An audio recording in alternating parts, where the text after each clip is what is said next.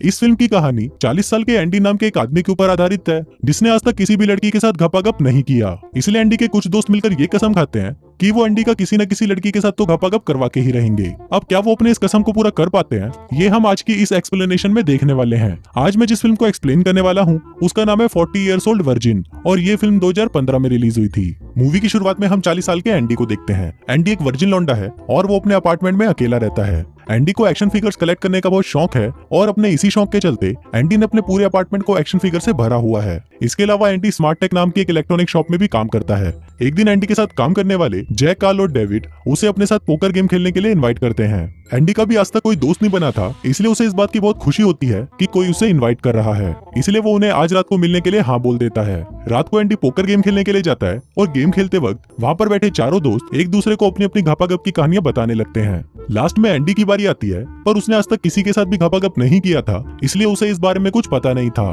पर फिर भी अपनी इज्जत बचाने के लिए एंडी अपने मन से ही एक झूठी कहानी बनाकर उन्हें सुनाने लगता है। पर बाकी के बैठे हुए तीनों घपाघप में बहुत ज्यादा एक्सपीरियंस थे, इसलिए वो एंडी का झूठ पकड़ लेते हैं। फिर एंडी सबको सच बता देता है कि वो एक वर्जिन है, तो ये सुनकर बाकी तीनों उसका बहुत मजाक उड़ाते हैं। फिर एंडी वापस अपने घर आ जाता है और सोचता है कि कल तक तो सभी लोग इस बारे में भूल जाएंगे। फिर अगले दिन जब एंडी स्टोर में जाता है तो वो देखता है कि उसकी वर्जिन होने वाली बात जंगल में लगी किसी आग की तरह पूरे स्टोर में फैल चुकी है। यहाँ तक कि उसकी बॉस पावला को भी इस बारे में पता चल जाता है। इसके बाद एक बूढ़ा अंकल एंडी के पास आता है और उसे दिलासा देते हुए बोलता है कि इस उम्र में वर्जिन होना कोई बड़ी बात नहीं है। वो बोलता है कि तुम्हारी उम्र ही कितनी है, 25 साल, जिस पर एंडी बोलता है कि मैं 40 साल का हूँ। अब ये सुनकर बुड्ढा भी शॉक्ड हो जाता है और वो उसे बोलता है कि अबे लल्लू, तुझ पर धिक्कार है, तू छेद के बिना जिंदा रहकर क्या करेगा। ये सुनकर एंडी बहुत ज्यादा निराश हो जाता है और भागता हुआ शॉप से बाहर निकल जाता है। एंडी शर्म के मारे अपनी जॉब क्विट करने ही वाला होता है, पर तभी वहाँ पर डेविड आ जाता है और उसको बोलता है कि अभी भी कुछ नहीं बिगड़ा, तुम्हें एक बार तो घपाघप करने का ट्राई करना चाहिए। एंडी को भी ये बात अच्छी लगती है और वो डेविड की बात मान जाता है। फिर रात को सोते वक्त एंडी को याद आता है कि उसने पहले भी कई बार लड़कियों के साथ घपाघप करने का ट्राई किया था,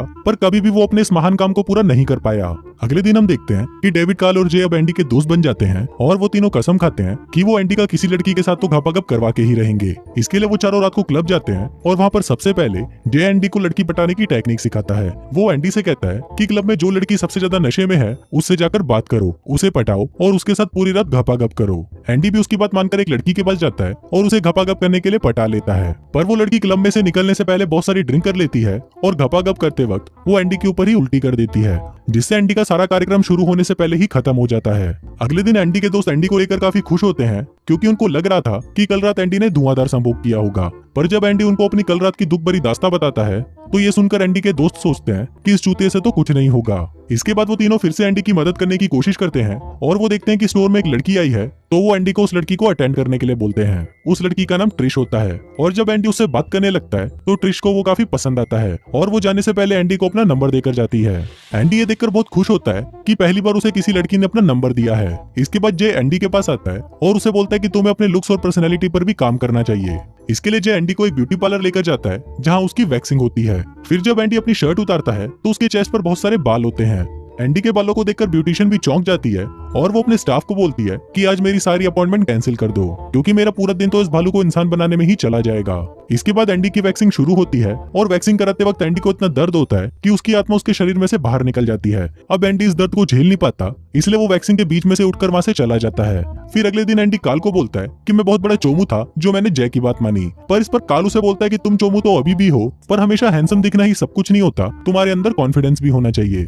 फिर एंडी उसे ट्रिश के बारे में बताता है, पर कार्ल उसे बोलता है कि ट्रिश को सेट करने से पहले तुम किसी दूसरी लड़की के साथ पहले प्रैक्टिस कर लो, और वो उसे एक बुक स्टोर में लेके जाता है। वहाँ एंडी बेथ नाम की एक लड़की से मिलता है जो उस स्टोर में काम करती थी। फिर एंडी बेथ से काफी देर तक बातें करता है और वो उसे अपनी बातों से इंप्रेस कर लेता है।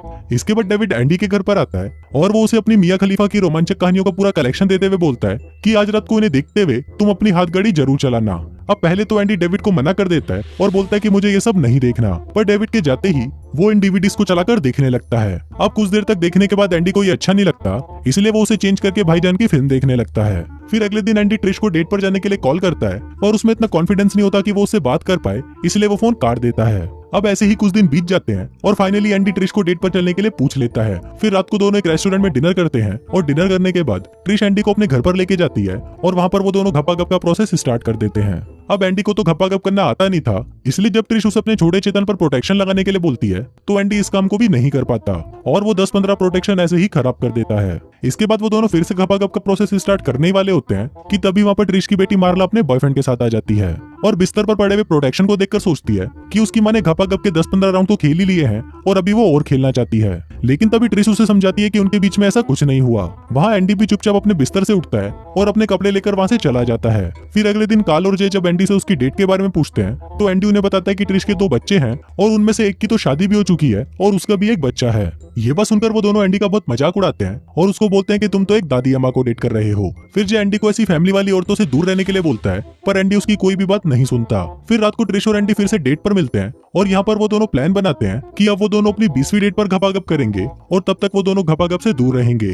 फिर ट्रिश एंडी से उसके फ्यूचर गोल्स के बारे में पूछती है, जिस पर एंडी बोलता है कि वो अपनी एक शॉप खोलना चाहता है और उसके पास पैसे नहीं है। इस पर ट्रिश उसे बताती है कि तुम्हारे पास जो एक्शन फिगर्स के कलेक्शन है तुम उसे ऑनलाइन बेच क्यों नहीं देते, क्योंकि उसके बदले तुम्हें बहुत अच्छे पैसे मिल जाएंगे। अब ट्रिश की इस बात को सुनकर एंडी भी इसके लिए राजी हो जाता है। अगले दिन जब एंडी स्टोर पर काम कर रहा होता है तभी उसके बाद ट्रिश का कॉल आता है और वो जल्दी से उसे अपने घर पर आने के लिए बोलती है। फिर एंडी भागता हुआ ट्रिश के घर पहुंचता है और वो वहां जाकर देखता है कि मार्ला ट्रिश के साथ बहस कर रही है और बोल रही है कि मुझे भी अपने बॉयफ्रेंड के साथ घपाघप करना है, क्योंकि मेरे कॉलेज की सभी लड़कियां कर चुकी हैं, इसलिए मुझे भी करना है। पर इस पर ट्रिश मार्ला को अपनी कॉलेज लाइफ एक्सप्लेन करते हुए बताती है कि मैं भी अपनी जादुई गुफा में किसी भी अलादीन को घुसा लेती थी, जिस वजह से मुझे बाद में बहुत प्रॉब्लम्स हुई। पर मार्ला ट्रिश की कोई बात नहीं सुनती और बोलती है कि मुझे तो घपाघप करना ही है। फिर एंडी ट्रिश को बोलता है कि मैं उससे बात करता हूँ और वो उसे एक थेरेपिस्ट के पास लेके जाता है। फिर वहां पर जब मार्ला बताती है कि वो एक वर्जिन है तो उसकी ये बात सुनकर वहां बैठे सभी लोग उसका मजाक उड़ाने लगते हैं। पर तभी वहां एंडी भी बोलता है कि मैं भी वर्जिन हूँ, पर कोई भी उसकी इस बात पर विश्वास नहीं करता।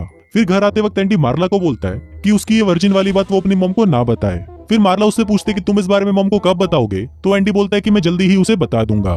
फिर रात को ट्रिश और एंडी ट्रिश के कहने पर उसके सारे एक्शन फिगर्स बेचने के लिए पैक कर रहे होते हैं, पर तभी ट्रिश के अंदर हवस जागने लगती है और वो एंडी के पास आकर उसके साथ घपाघप करना शुरू कर देती है। पर एंडी अभी ये सब करने के लिए रेडी नहीं था, इसलिए वो ट्रिश को बोलता है कि पहले हमें इन सभी टॉयज को पैक कर लेना चाहिए, नहीं तो ये खराब हो जाएंगे। अब ये सुनकर ट्रिश को बहुत ज्यादा गुस्सा आ जाता है और वो एंडी को बोलती है कि मैं तुम्हारे साथ घपाघप करने के लिए तड़पे जा रही हूँ और तुम हो कि जो अपने टॉयज के पीछे पड़े हुए हो। वो उसे बोलती है कि साले तू इन टॉयज को अपने पिछवाड़े में डाल ले, और ये बोलकर वो वहां से चली जाती है। फिर कुछ दिनों बाद जे अपनी वाइफ की प्रेग्नेंट होने की खुशी में एक क्लब में पार्टी रखता है, जिसमें वो अपने सभी दोस्तों को इनवाइट करता है। वहां पर एंडी की मुलाकात एक बार फिर बुक स्टोर वाली बेथ से होती है। बेथ पहले कुछ देर तक तो एंडी से बातें करती है और फिर वो उसे घपाघप करने के लिए अपने घर ले जाती है। घपाघप करने से पहले बेथ उसे अपनी कुछ फैंटेसी सुनाती है, जिसको सुनकर एंडी बहुत ज्यादा घबरा जाता है। फिर बेथ बाथटब में नहाने के लिए जाती है और वहां पर पड़े एक शावर के हैंडल को अपने मौत के कुएं में डालकर खुद को मजे देने लगती है। अभी सब देखकर एंडी को बहुत अजीब लगने लगता है और वो बाथरूम से बाहर आ जाता है। तभी वहां पर उसके तीनों दोस्त भी आ जाते हैं और उसे समझाते हैं कि ट्रिश एक बहुत अच्छी लड़की है और तुम्हें उसको खोना नहीं चाहिए। ये सुनकर एंडी को भी अपनी गलती का एहसास होता है और फिर वो अपने घर आ जाता है। दूसरी तरफ मार्ला भी अपनी माँ को समझा रही होती है कि सिर्फ घपाघप ना करने की वजह से आप उसे छोड़ नहीं सकती। एंडी थोड़ा अजीब जरूर है, पर वो एक बहुत अच्छा इंसान है। फिर ट्रिश भी एंडी से माफी मांगने उसके घर पर जाती है। फिर एंडी जैसे ही अपने घर पहुंचता है तो वो देखता है कि वहां पर ट्रिश डेविड की मिया खलीफा की डीवीडीज को देख रही होती है। ट्रिश को लगता है कि एंडी एक बहुत बड़ा ठरकी है और मैं ऐसे ठरकी इंसान के साथ नहीं रह सकती। इधर एंडी उसे समझाने के लिए उसके पास जाता है, पर ट्रिश वहां से भागकर बाहर चली जाती है और अपनी कार में बैठकर वहां से निकल जाती है। फिर एंडी भी अपनी साइकिल उठाता है और वो ट्रिश के कार के पीछे जाने लगता है। एंडी ट्रिश के पास जल्दी पहुंचने के लिए एक शॉर्टकट लेता है, पर रास्ते में खड़ी हुई कार से उसकी टक्कर हो जाती है और वो जोर से नीचे गिरता है। ये देखकर ट्रिश भागते हुए एंडी के पास आती है और फिर फाइनली एंडी ट्रिश को बता देता है कि वो एक वर्जिन है और इसलिए वो अब तक उसके साथ घपाघप करने से भाग रहा था। फिर ट्रिश भी उससे माफी मांगती है और इसके बाद वो दोनों एक दूसरे को किस करते हैं और इसी के साथ ही ये फिल्म यहीं खत्म हो जाती है।